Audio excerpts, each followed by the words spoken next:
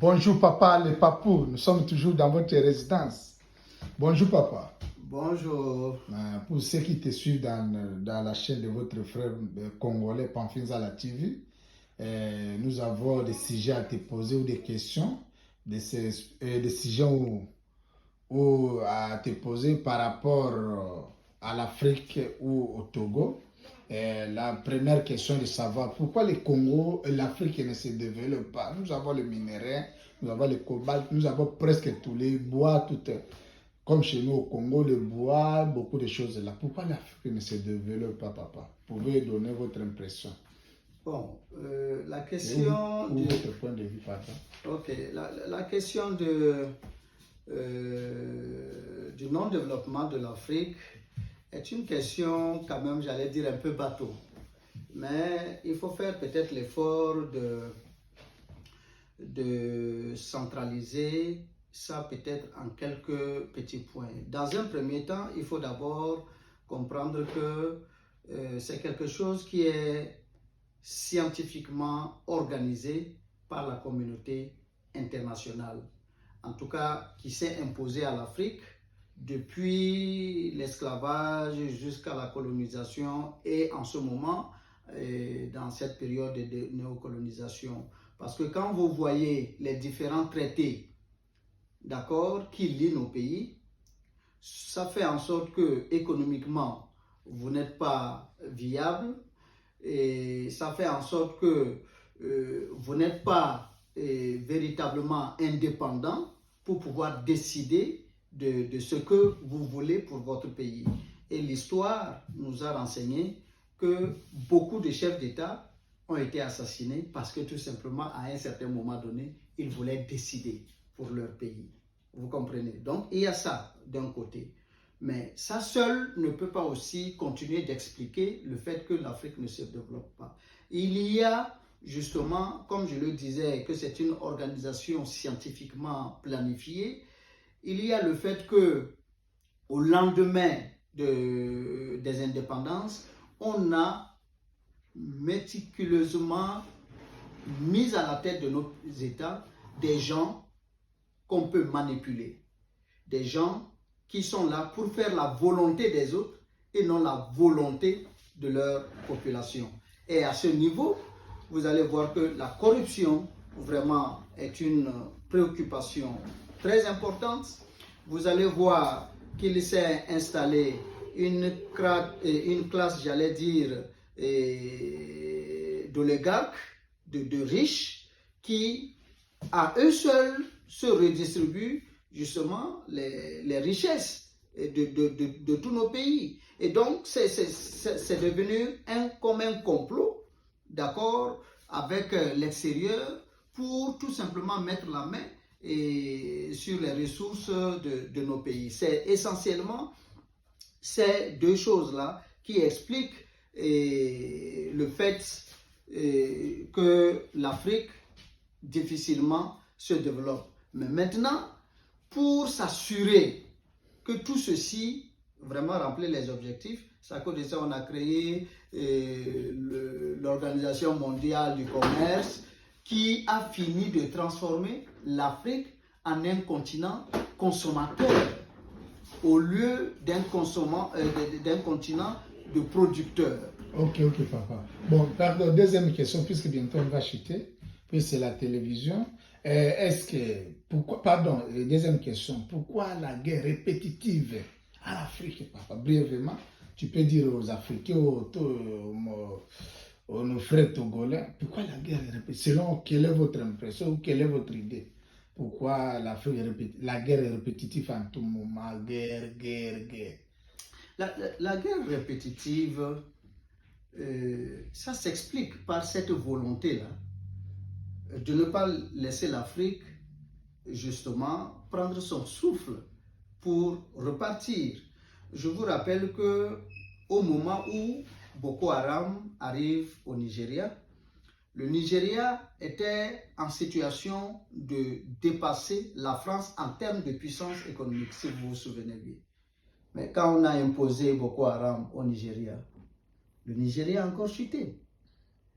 Quand vous prenez des pays comme le Congo, mais écoutez, Et Patrice Lumumba avait demandé à l'ONU de l'aider à restaurer justement la paix. Ah, vous connaissez aussi Patrice Lumumba? Mais bien sûr, c'est un panafricain. On ne peut pas être panafricain et ne pas étudier ceux-là qui nous ont devancés. Et donc, mais depuis, quand ils sont arrivés au Congo, au lieu justement de travailler à pacifier, on travaille plutôt à maintenir la guerre. Et on va vous dire que c'est parce que les Congolais ne sont pas unis entre les différentes ethnies, mais en réalité, c'est plus grand que ça.